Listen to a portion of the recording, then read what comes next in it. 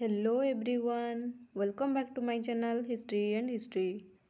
तो पिला माने आज आम आलोचना करवा +3 5th semester core paper X triple I जोड़ा रही तुम हिस्ट्री ऑफ इंडिया भी थर्ड आई जोटा टाइम लाइन देछि देखो 1857 रु 1950। जेहेतु ये तुम टाइम लाइन देछि 1857 रु 1950। आज आम आलोचना करवा यूनिट 4 जो देइछि पार्टीशन एंड इंडिपेंडेंस। तो एथर आम आज आलोचना करवा जे देश विभाजन केमिति हेतला आ देश स्वाधीन केमिति हेतला। एटा बहुत गुरुत्वपूर्ण पिला माने प्रायतः एथर तुम क्वेश्चन आसी जाए जे पार्टीशन रो लॉन्ग क्वेश्चन केमिति हेतला, पार्टीशन हबार मेन भूमिका कौन थिला, एई समय कौन सबू जिनस चली से समय ये गुड़ा बहुत गुरुत्वपूर्ण अच्छी। तो डेरी न करिकी चलो आम स्टार्ट करवा वीडियोटा को।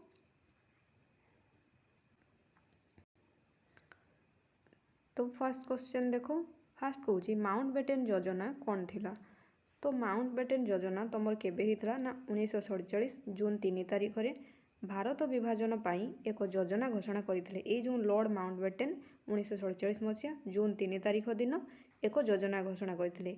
एही योजना अनुसार अखंड भारत को विभाजन करी भारत और पाकिस्तान नामक दुईटी स्वाधीन डोमिनियन गठन करिया पई प्रस्ताव देइथिले।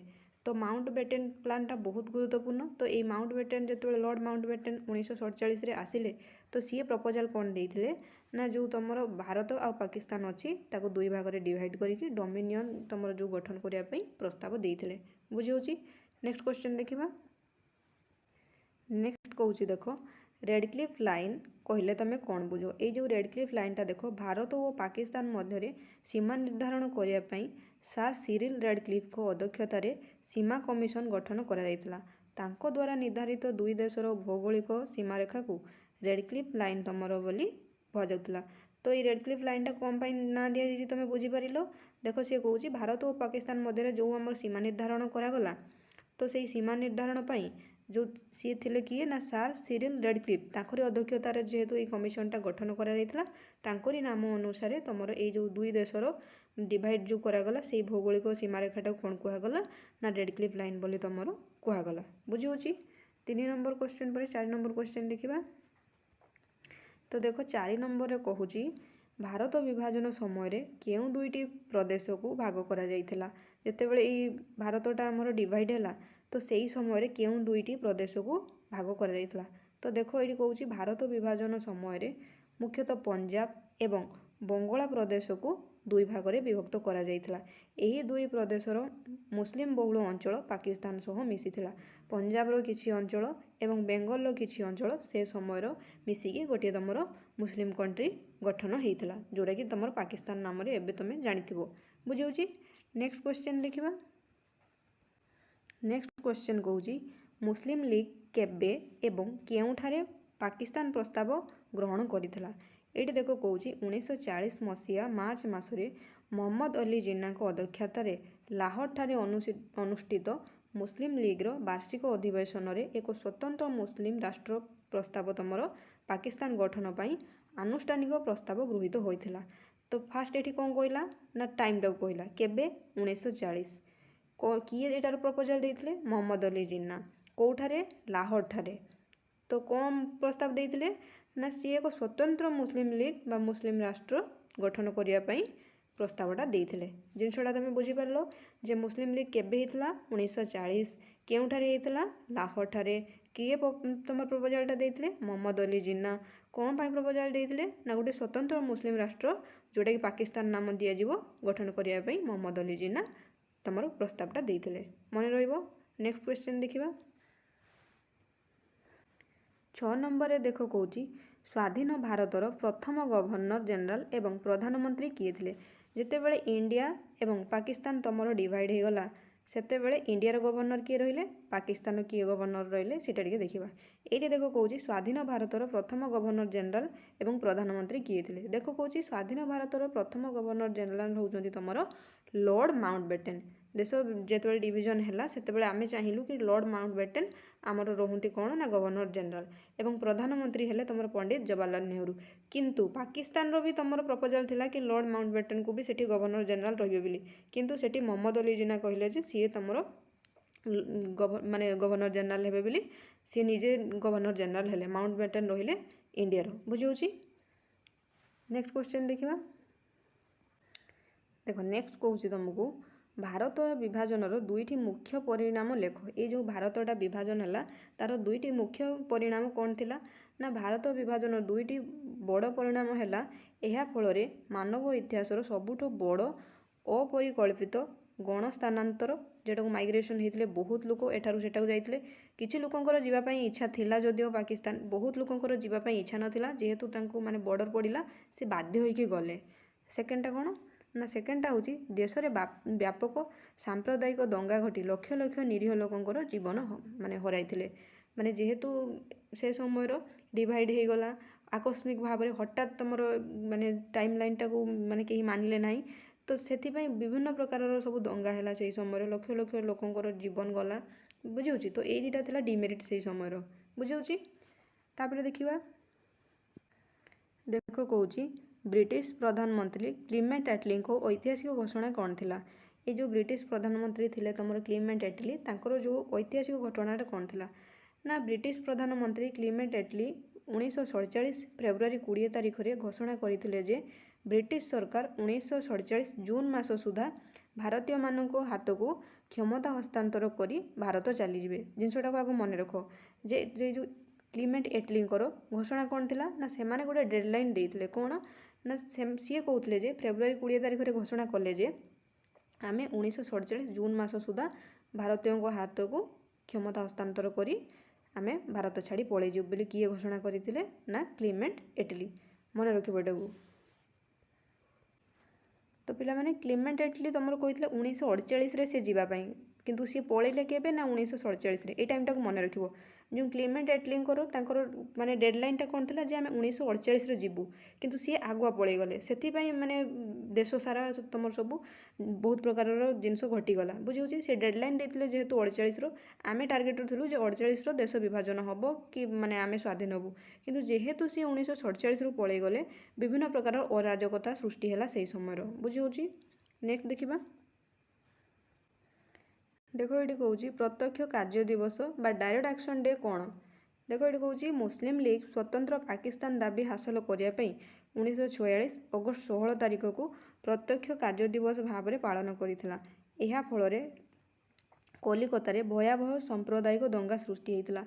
जेहेतु से ब्रिटिश सरकार चाहू नथिले माने पार्टीशनटा न हो, माने सी चाहूले पार्टीशन हो किंतु सी पलि गला परे हो जेमती तांको मुंडरे केही अठा न बळंतु जे ब्रिटिशर माने देश को डिवाइड करिसंती, सी एटा केबे भी चाहू नथिले। बुझौछु। तो ब्रिटिशर माने जेहेतु लिखित भाव में कौन प्रतिश्रुति दे नथिले मुस्लिम लीग को जे डिवाइड हो बोली, तो सेथिपाई मुस्लिम लीग कौन करिथिला ना ए 1946 अगस्त तुम 16 तारिख में प्रत्यक्ष जो कार्य दिवस भाव में पालन करथिला एवं यह फल विभिन्न तुम दंगा सृष्टि होता। बहुत भयंकर थिला ए सब जिनस माने कहले रूम टांकुरी उठे। ये सब जिनस माने जेतेबेले पार्टीशन पढ़िबो पिला माने जानिबो डिटेल्स रे केते माने थिला से समय माने दंगा जो निरीह लोक माने मरिथिले जेतेबेले डिवाइड होइतिला लोक माने घोषाड़ी घोषाड़ी नहीं पाकिस्तान पळौथिले ए भलिया माने थिला से समय दृश्य। बुझौछि। नेक्स्ट क्वेश्चन देखिबा। देखो नेक्स्ट कहूँ कैबिनेट मिशन भारत को केबे आसीथिला और एहार सदस्य किए थिले। देखो कैबिनेट मिशन 1946 मसीहा मार्च मासरे भारत आसीथिले। एहार 3 जण सदस्य थिले। देखो सी थिले किए ना सार पैथिक लॉरेंस, सार स्टेफर्ड क्रिप्स एवं ए.वी. अलेक्जेंडर। तो मन रखिबो ये जो कैबिनेट मिशन आसीथिले से कैबिनेटर 3 जण अध्यक्ष थिले। 3 जण का नाम कहली सार पैथिक लॉरेंस आउ तुम थिले सार स्टेफर्ड आउ जड़े थिले तुमर अलेक्जेंडर। केबे ना के तुम आसीथिला कैबिनेट मिशन 1946 मसीह। टाइम टाक भी टिके मन रखिदब। नेक्स्ट क्वेश्चन देखिबा। नेक्स्ट देखो कहूँ कैबिनेट मिशन रो दुईटी मुख्य प्रस्ताव कौन था। ये जो कैबिनेट मिशनटा आसला तार मुख्य प्रस्ताव थिला कौन ना कैबिनेट मिशन रो दुईटी मुख्य प्रस्ताव है भारत पई एक संविधान प्रणयन सभा जोटा कि थिला कॉन्स्टिट्यूएंट असेंबली गठन करा जिवो, आउ गोटे थिला स्वाधीन प्रस्तुत होगा पर्यंत एक मध्यकालीन सरकार जो इंटरिम गवर्नमेंट गठन करवा थिला ये जो तुम कैबिनेट मिशन रो मुख्य प्रस्ताव दुईटा मुख्य प्रस्ताव को तुम मन रख ये पढ़ीदेव पे पढ़ले आराम से मन रही बुझे। नेक्स्ट देखा देख 12 नंबर कहूँ 1946 मसीहा मध्यवर्तीकालीन सरकार कहा नेतृत्व में गठित होता ना 1946 मसीहा सेप्टेम्बर 2 तारिख में पंडित जवाहरलाल नेहरू को नेतृत्व में भारतर प्रथम मध्यकालीन सरकार गठित होता। प्रारंभ में मुस्लिम लीग एथिरे जोग देई नथिले मध्य परे जोग देइथिले एई जिनसटा को भी मन रखिबो जे तुम 1946 मसीहा सेप्टेम्बर 2 तारिख में किए पंडित जवाहरलाल नेहरू। नेक्स्ट क्वेश्चन देखिबा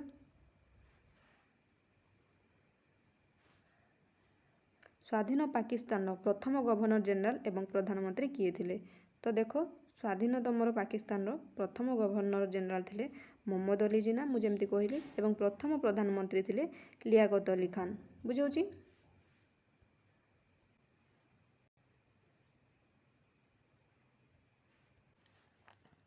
देखो नेक्स्ट क्वेश्चन कौन कौची द्विजाति तत्व बा टू नेशन थ्योरी कौन बुझ। देखो ये कौची मोहम्मद अली जिना द्वारा प्रचारित द्विजाति तत्व अनुसार भारत केवल गोटे जाति बा गोटे देश नुहे और एठारे दुईटी प्रमुख जाति हिंदू एवं मुसलमान माने बास करती। तेणु मुसलमान मानक पई दुईटी पृथक राष्ट्र आवश्यक माने मुसलमान मानक पई गोटे हिंदू मानक पई गोटे दुईटी राष्ट्र आवश्यक बोली कहउछंती किए ना मोहम्मद अली जिन्ना बुझे। मोहम्मद अली जिन्ना ये जो टू नेशन थ्योरीटा को स्टार्ट करते तांको अनुसार जेहेतु इंडिया रे माने सेते बेले भारत रे थिले दुईटी माने जातिर लोक धर्मर लोक गोटे हूँ हिंदू आ गोटे हूँ मुसलमान तेणुक सी कहते से दुईटी राष्ट्र आवश्यक गोटे हूँ कौन ना तुम गोटे पाकिस्तान आ गोटे हूँ इंडिया बुझे। नेक्स्ट देख कौची देशीय राज्य गुड़िकर मिश्रण में सरदार वल्लभ भाई पटेल भूमिका कौन थिला। देखो भारत स्वाधीनता समय प्राय 562टी देशीय राज्य थिले। सरदार वल्लभ भाई पटेल निजर दृढ़ नीति और कूटनीति बल से गुड़ी को भारतीय संघ सह मिसाई तेणु तांकर भारतर लौह मानव आयरन मैन ऑफ इंडिया बोली कहुए। तो तांको आयरन मैन ऑफ इंडिया बोली कौन कहुए देख लो कौन पाई ना भारत स्वाधीनता होगा समय जो 562टी देशीय राज्य थिला सरदार वल्लभ भाई पटेल निजर दृढ़ नीति और कूटनीति बल से गुड़ी को भारतीय संघ सह मिसाई तेणु तांको भारतर लौह मानव बोली कहुए बुझे। नेक्स्ट क्वेश्चन देखो खान अब्दुल गफर खान किए थिले एवं भारत विभाजन समय तांकर अभिमुख्य कौन थिला। तो ये खान अब्दुल गफर खान किए थिले ना सी थिले होची सीमांत गांधी। खान अब्दुल गफर खान थिले सीमांत गांधी भाव में जनाशुना से कांग्रेस जड़े दृढ़ समर्थक थिले एवं देश विभाजन तथा पाकिस्तान गठन को शेष पर्यंत तीव्र विरोध करुथिले। देखो ये जड़े मुस्लिम होगी भी माने लास्ट मोमेंट पर्यंत चाहूले जे देश जमी विभाजन न हो से सीमांत गांधी बोली बहुत जन माने आख्या दियंती। तो यही भी क्वेश्चन आसे सीमांत गांधी क्या कहुए ना खान अब्दुल गफर खान को सीमांत गांधी बोली आमे जानू। नेक्स्ट क्वेश्चन देखिबा नेक्स्ट क्वेश्चन देखो कौची सिमला सम्मेलनी केबे एवं कहा द्वारा होइथिला ना भारतर तत्कालीन भाइसरय लॉर्ड वेवेल द्वारा 1945 मसीहा जून मासरे सिमला ठारे एक सर्वदलीय सम्मेलनी आहूत होइथिला। एहारे उद्देश्य थिला भारतर राजनैतिक अचलावस्थार दूर करवा किंतु मुस्लिम लीग जीत जोगु यह विफल होइथिला बुझे। तो पिला माने क्वेश्चन गुड़ाक भलके देखिबो जदि किसी डाउट हुए मते कमेंट रे जणाइबो। तो जदि एते पर्यंत वीडियो देखिछो जदि भल लागिथिबो गोटे लाइक करिवो शेयर करिवो सब्सक्राइब करिया पे जमा भी भूलिबो नहीं। Thanks for watching.